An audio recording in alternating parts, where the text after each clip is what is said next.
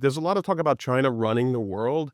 China can't run the world unless it can at least run its own hemisphere, or at least its own region. Hello, you're listening to the Beijing Brief from the John L. Thornton China Center at Brookings, part of the Brookings Podcast Network. I'm Ryan Haas, director of the China Center, and the Beijing Brief is a bi-weekly podcast focused on unpacking the forces shaping the U.S.-China relationship, as well as China's political, economic, and technological ambitions. And I'm joined today by my co-host, John Czin. Great to be here. We are also joined by Bob Kagan, but we will get to that in a moment. First, just to set this up, for decades, American foreign policy has rested on a basic assumption that the United States should play a leading role in maintaining the international order and play a leading role on the world stage. And today, I think in the United States, it's safe to say that that assumption is under increasing debate. Americans are questioning the cost of global leadership. Allies are wondering whether Washington remains committed. And China is increasingly presenting itself as an influential global actor. So what we want to dig into today with Bob is what happens as the United States reassesses its role in the world. Does history offer us any guidance? And as American leadership becomes less certain, how is China going to react? Is China going to be prepared or even interested in playing a larger role on the world stage? So with us today to discuss all these questions is Bob Kagan, who is a senior fellow here at the Strobe Tablet Center for Security, Strategy, and Technology at Brookings. And he's one of America's foremost historians of foreign policy thinking. He has written extensively on U.S. grand strategy and the international order, including Rebellion, How Anti-Liberalism is Tearing America Apart, Again, The World America Made, The Jungle Grows Back, which was a staple of my commute this spring. Thanks, Bob. And my personal favorite, Dangerous Nation, from about 20 years ago. So, Bob, it's a pleasure to have you here on the show. Thanks so much for joining us. Well, thanks. A pleasure for me, too. So, Bob, let's start out with Iran.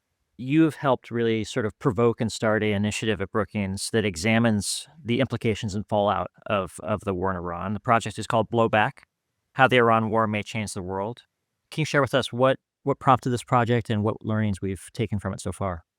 Well, in my mind, this is part of a broader effort to sort of really look at where things may be heading now that we are in a period of what I regard as probably radical change rather than incremental change. That largely because of American actions, we're having a real redistribution of power, real questions raised about security by a lot of nations around the world that they have to address. And the Iran war, as it turns out, is a perfect example of this, because the likely outcome of the Iran war, as seems right now, is that we're going to have a very contested Strait of Hormuz at the very least, probably a stronger, more confident Iran at the end of this. And what does that mean for the rest of the world? And that's what this project took a look at.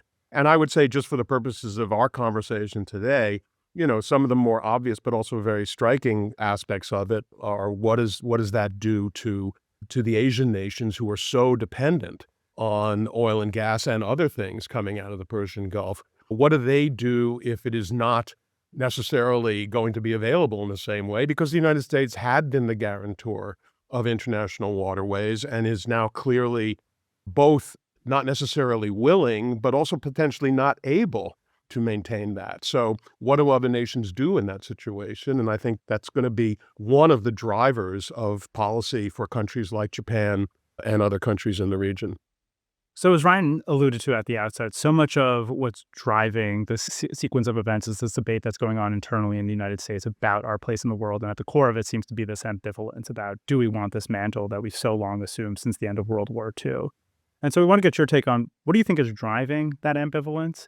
And do you think that Trump is the symptom of this, or is he the cause? Is he the one driving this? And then lastly, the question that I get most frequently, especially from foreign diplomats and observers, is this ephemeral, or is this going to be enduring? Is this the new norma? Well, those are all really important questions, and I hope I can approximate an answer. I mean, I think there are two things to be said. One is that the trend toward Americans growing ambivalent about their role in the world has been going on since the end of the Cold War. I mean, I think most Americans, even many people in the national security community, believe that American policy had been mostly focused on containing the Soviet Union and international communism, and that when the Soviet Union fell and international communism ceased to be a threat, that it was unclear why the United States should continue to play that role. And so we've seen, I would say, weakening support for the same level of large global involvement that we had after World War II and during the Cold War. And you could see that in the Obama administration. You could see it in the Biden administration. However, if you look at the history of American attitude towards the world, it's never a straight line. It's always an oscillating line. And we have gone through, obviously, periods like this in the past where after World War I, the American people decided they didn't want to play that role in the world, and they didn't for 20 years. And yet, as the world began to fall apart around them, they ultimately returned to that. I think that would have been the normal pattern in this situation, too. And I was beginning to think that, if we were on one of those oscillating waves, that the curve had begun to go up as Americans were growing more concerned about Russia and China. But, and this is where Trump comes in. So yes, to some extent, Trump's foreign policy is a symptom of the ongoing trend, but he introduces something that's completely different. And I think maybe people are failing to see how different it is. Whatever you might say about Obama and Biden and their, whatever lacking they may have had in foreign policy, there was never any question about whether they were committed to the American role. Obama may have not have been the most enthusiastic supporter of Europe, but he was a supporter of Europe ultimately. And Biden, I think, responded to Ukraine the way someone would respond if he thought the United States had an important global role to play. Trump comes in with a totally different attitude. Not only does he not want to support this world order, which he is regarded as a sucker's bet for the United States, but he's also ideologically not in line with the liberal world order because his whole presidency is fundamentally and avowedly anti-liberal. And if you look at American foreign policy now, it isn't in support of liberal democracy around the world. It's more likely to support anti-liberal populist movements in Europe and elsewhere. And that's why I think it's important to see this not as a continuing incremental change in American foreign policy, because I think that incremental change might have started going in the other direction. This is a radical change. This is a sharp break. It's what Mark Carney says. It's a breach in the system, and it's a quite deliberate breach. And so that to me is what is creating the drama and is what is going to create the drama of international relations going forward. And do you feel like there's fertile ground in the United States to sustain this breach beyond 2028? I do, actually. That's also a good question. And I think the Iran war has probably had the effect of driving even harder the sort of tendency toward isolationism. And I think that even if the Democratic Party were to regain the White House in 29, this is not Dean Acheson's Democratic Party. At the very least, it's a deeply divided Democratic Party. It's got a strong, what I would regard as a left isolationist element, which is not just about how we don't like Israel, and it's not just about how we don't want to be in the Middle East, but has the spillover effect of, do we want to play this role in the world? Do we want to pay for the necessary defense budgets that would allow us to play this role in the world? And that doesn't even take into account the fact that if there's a Democratic president, you're going to have a Republican opposition, which I think the Republican Party is going to go in the J.D. Vance direction rather than in the sort of Mark Thiessen direction, if you will. And so what I do think is you're going to have two very powerful isolationist movements in the left and the right. It's going to make it very hard for the United States to sort of do a 180 from where we've been. And that doesn't even get into the question of the tariffs, which are not going to be so easy to lift, even if we think they were a bad idea, because to some extent the economy will be dependent on them. And so I think that anyone who's expecting a sort of snapback by the United States in 2029 is deluded. Well, you left a lot of room for ambiguity in your thoughts there. But I am very persuaded by your observation that there's more distance between the center and the far left and the far right than there is between Democrats and Republicans. I think that's the fault line that exists in politics as it relates to foreign policy today. But before we dive deeper into the current moment, I want you to put on your historian hat for a moment, because you and I have had some really interesting conversations over the years about the patterns of revisionist powers. Yeah. And we've talked a lot about pre-World War II Germany, as well as Japan after the Meiji Restoration. What common patterns do you take away from really analyzing those two countries and others that you might want to add? What historical lessons should we draw from them?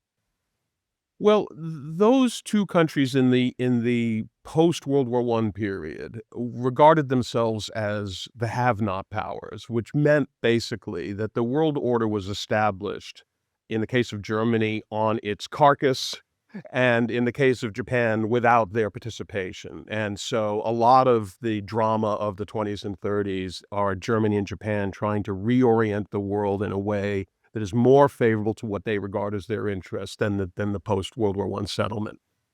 And I think that's basically what's been going on with Russia and China. They also were have-not powers. They also had very little say. I think Soviet Union had more say, but nevertheless not to the degree that they wanted in how the world was sent, and especially how the world evolved after that. And they lived in a world in which the United States was dominant, and it had allies on their borders and who were constraining their development. So their goal has been what all revisionist powers' goal is to try to create what all great powers both crave and in some ways is the definition of a great power, which is a sphere of influence, which is making sure that your neighborhood, at the very least, is under control, because that is a prerequisite to global power. I don't mean to get diverted here, but I mean, there's a lot of talk about China running the world. China can't run the world unless it can at least run its own hemisphere, or at least its own region. So that has been the task for both Russia and China. And, the thing about rising powers is that as their power grows, their sense of justice and entitlement also changes. And this is true of the United States as well. When the United States grew in power at the end of the 19th century, it started looking around the world saying, hey, there are certain things out here that we would like to see shaped in a different way. So it's very natural. Everything China has been doing is very typical of revisionist powers. And the only question for revisionist powers is how accommodating is the international environment? And that's why I think when we look at China going forward and try to judge its behavior, and maybe this is where you and I sometimes have a little disagreement, I think that China's behavior is going to change as the world system changes. They have been constrained by the sort of cohesiveness of the American liberal world order with all its alliance and security structures. As those structures begin to disintegrate, China will be less constrained, but also may find itself having to take on a greater role simply because the United States is now not doing things that it used to do. And I mean, just as a perfect example of this is, what about the Persian Gulf? I'm sure it's true that China doesn't want to become a necessarily right now, big player. But if their oil supply depends on it, you begin to wonder. And that's true of Japan and other countries as well. It's interesting because it kind of underscores to me the fact that we're even having this debate that we were talking about earlier in the United States about, do we want this mantle? It's almost a luxury of our incumbency as a great power, right? Yeah. It's almost like the apotheosis of our bourgeois bohemianism, right? This is how you know you've really arrived. Whereas for China and Russia in particular, it's not a luxury, right? They see it as a necessity. Which segues to my next question. I mean, do you see China capitalizing then on this moment if there is this opportunity as we struggle in the Middle East? Because I think this is part of the debate you and Ryan have been having a little bit, is we don't really see them necessarily moving into the Persian Gulf and trying to seize the mantle. So what do you think is going on there? Do you think it's a mistake that they're making, a simple miscalculation? How does it look from your vantage? Complicated is how it looks from my vantage, because, on the one hand, it isn't yet clear, although I think it has become clear in recent weeks, that the United States basically has no answer to the Strait problem. And so there certainly has not been any particular need for China to jump in. And of course, China's relationship with Iran is such that China's oil supplies do get out, and they've made the decisions that they've made up until now. But looking ahead, I just don't know whether that will be sustainable from their point of view. But then there's another question, and this is another question where I just don't think I really know the answer, and that's on Taiwan. Obviously, the Chinese preference would be that Taiwan will ultimately just see the reason and accept some form of unification. I think that it's possible for Xi to believe that Trump will make that easier by being clearly an unreliable partner of Taiwan, and Taiwan will have to think about their plan B.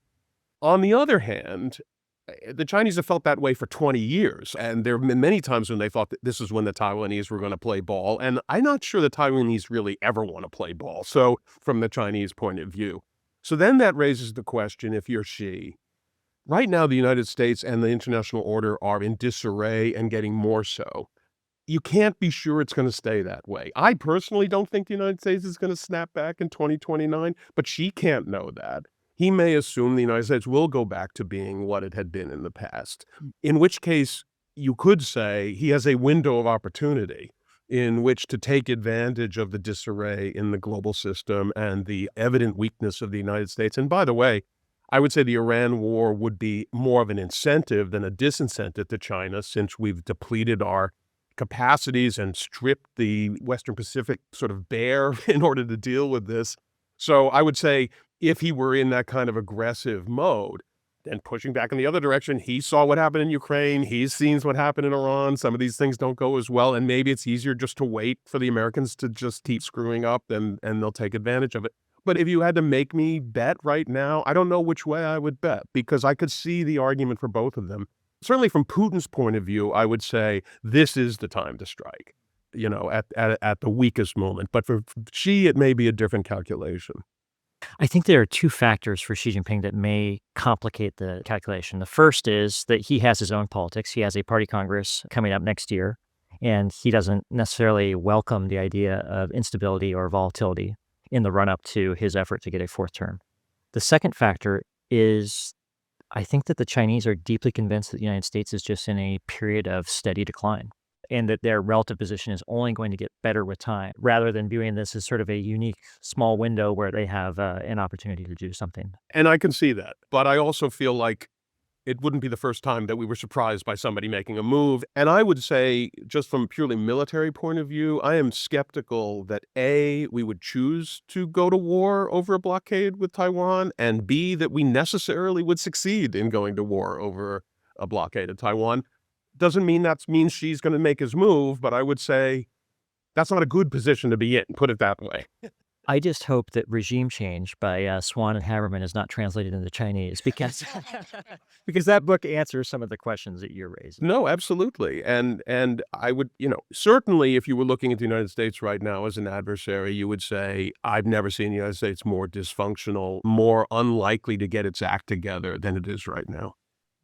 Yeah, I mean, I think one of the interesting things looking forward to, it's not just 2027 and Xi's next party Congress. I think he's waiting till 2028, right, to see what happens both here in the United States. Is this going to be enduring or ephemeral? What kind of opportunities will that present? But also because Taiwan will have an election too, right? And I think that twinning of events, I think, will really shape the trajectory going forward. And it seems like he feels comfortable in the meantime, right? Like maybe not comfortable, like he doesn't like what's going on and all the instability and the inconveniences that it's causing, but it doesn't seem to be enough to bestir himself, right, to do something more meaningful in the Persian Gulf or elsewhere. I mean, look, China is sitting pretty right now. It's a little like falling off a log at the moment for them. And, if we play this out a little further, I think life is going to get complicated. American decline will cause complications for them. And the number one complication I think it will cause is Japan is not going to go quietly into that good Chinese night. And therefore, I think Japan is going to move to a plan B. And that is going to be a problem for China, whether they like it or not. And I think for a lot of the time they've liked it.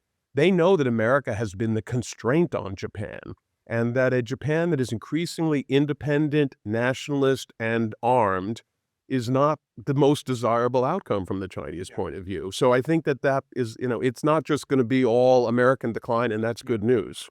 Yeah, I mean, it's really interesting how they've responded then to Japan, especially since they've had this rapprochement with Trump, right? Rather than try to be conciliatory and bring Japan in, they've seen it as an opportunity to bludgeon them. Which, again, that is dumb, it seems to me, because if I were them, I would not want to awaken the Japanese sleeping giant, because Japan is a giant. It has a tradition of belligerence when you get there. And I think that could be the direction that Japan is heading in. Yeah. I mean, it's striking to me, again, because it underscores the thesis of your book again, right? The alternative to an American order is not necessarily some kind of Chinese-dominated order. It's the jungle grows back, right? It goes feral again. Or to put it less, dramatically, it's a genuine multipolar world. And I think that, this gets into another area, but I mean, I think that people are not having enough imagination about what that multipolar world looks like, because they think that the only powers of that multipolar world will be United States, China, and Russia, and maybe half India. Although not really. But I don't think that's the case. If the world keeps evolving the way it is, I think we're going to have at least two more great powers, Japan for sure, and Germany likely. And that, in my view, is going to create a whole set of different calculations on the part of everybody. Because in a multipolar world, the idea of permanent alliances, which is what NATO is and which is what the American alliances in Asia are, There's no permanent alliances in the normal world. In a multipolar world, you have ever shifting, for this we're allies, for this we're adversaries, and I could see a lot of different shifting. And that gets to the question which you haven't asked, but also about how tight is the Russia-China relationship? Because I think the China-Russia relationship is built on opposition to the American world order. If the American world order doesn't exist anymore, then that takes away one of the major binding elements between China and Russia, and they might find that in a multipolar world, they don't see the world the same way. Yeah. I mean, it's fascinating because it really suggests greater fluidity, right? Almost more like the 19th century. Absolutely. Right? And we were talking about this with Fiona on our one of our recent episodes, right, about precisely this dynamic going forward in that Russia-China entente. What's striking to me as you tick through the various great powers, and this has been on my mind for a while now, is that they're all very dysfunctional in their own way, right? China's definitely dysfunctional, as Ryan and I well know. Russia clearly has its own pathologies, right? India's got deep internal problems. Europe, the United States. I've been jokingly calling this the era of not so great power competition, right? I'm just curious to get your thoughts on this because it seems like we're entering this moment where there's not just greater fluidity in terms of power, but none of these powers are really positioned to be kind of paragons for the international system of this is the exemplar, this is what you want to strive to be. I know, but what a quaint notion that is. Why should there be a paragon of the international system? I mean, that's part of the aberration, historical aberration of the last 80 years, when you could even talk about that. Who was the paragon for everybody in the 19th century or in the early 20th century? I mean, the normal world is not like that. To me, one of the questions is, can Americans actually adjust to being one of several? I mean, we've been talking about a multipolar world for a long time. It has not been a multipolar world. It's been an American-dominated world right up until recently. And now we're going to be moving into a more genuine multipolar world, which means significant constraints on American capacity to act in the world. So the arc of history is long, but it's a sine curve. I don't know. I mean, I do think, the Greeks didn't have an idea of steady progress. They had an idea of a cyclical world where good times are followed by bad times. And I think that we are too inclined to think that the world we've known for the last 80 years is sort of the world without understanding that it really has been an aberrant world.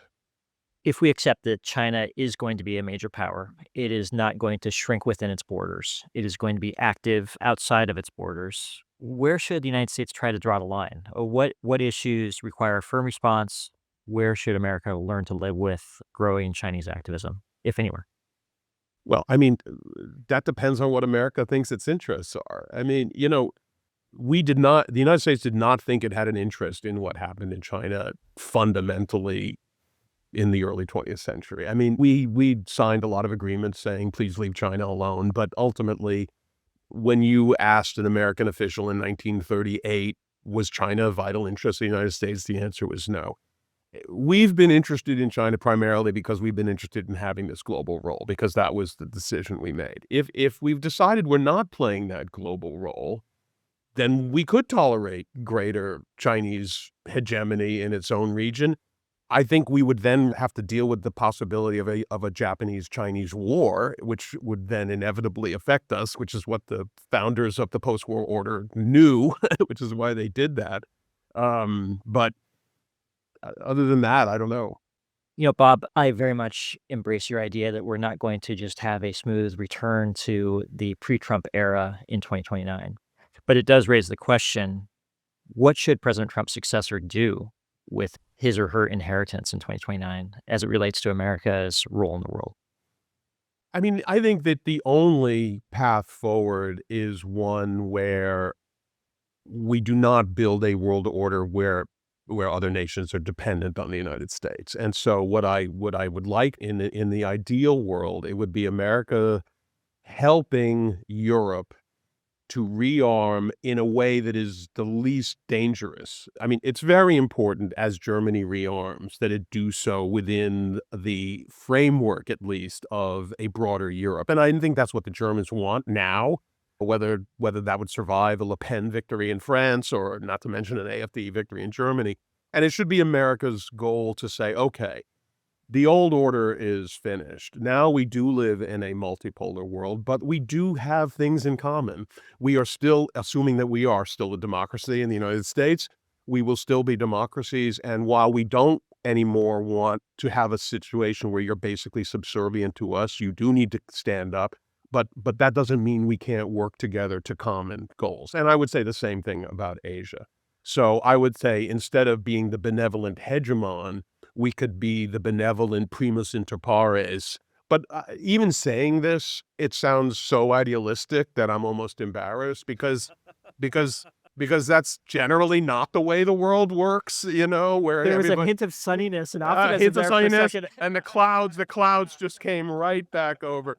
Because that's a very benevolent situation that I'm describing, and I just think life is more complicated than that. And the rise of Japanese power in Asia and an independent Japan is going to cause tensions with other Asian countries, not just with China. The rise of German power is going to cause tensions with other European powers, not just with Russia. And so, I mean, we blew it. We had a very reasonably stable world order, which everybody decided was the worst thing that ever happened, and we don't want to do this anymore. But wait till we see what this next world looks like. Well, Bob, as always, this has been an incredibly rich conversation. You've stirred a lot of thoughts for me. Two big questions that I take away from this conversation I'm going to continue to ponder on. The first is China going to adopt the Great Power Playbook that previous revisionist great powers have used? What signposts will we use to know whether or not they are embracing the traditional handbook of rising great powers? Second, as the world becomes more fluid, as the China-Russia relationship evolves in that space of fluidity, does China have the agility to respond to it, to quickly, adaptively form new partnerships with countries or groupings of countries? Or is this more fluid moment where they're no longer able to sort of be the alternative to a disruptive United States, to present themselves as the predictable, principled power in contrast to American recklessness? Is that going to be a difficult transition for them to make? I guess I would say on the second one, I'm pessimistic that China is all of a sudden going to become the enlightened, leader of an alternative order. It was very unusual that the Americans came to that decision, and it's close to something else that you said earlier, which is for America, we really have had an option. American foreign policy has always been sort of optional, and especially a global policy. And so to choose to become a guarantor of the security of other democracies says something about the personality of the United States. And I'm sure that personality also has bad elements, but it certainly has that.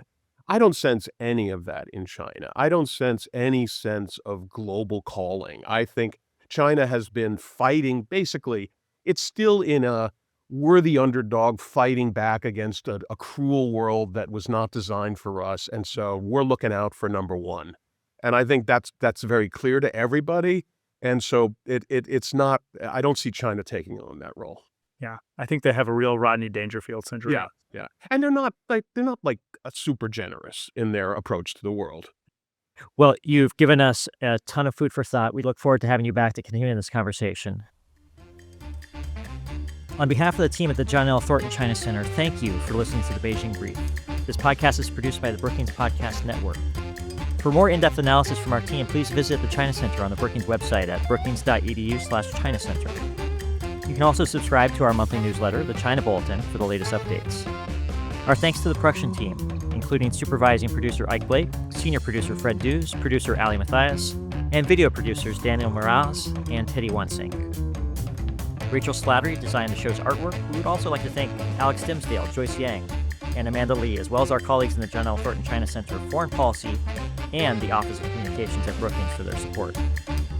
And to learn more about this podcast, go to brookings.edu/The Beijing Brief or wherever you like to get podcasts.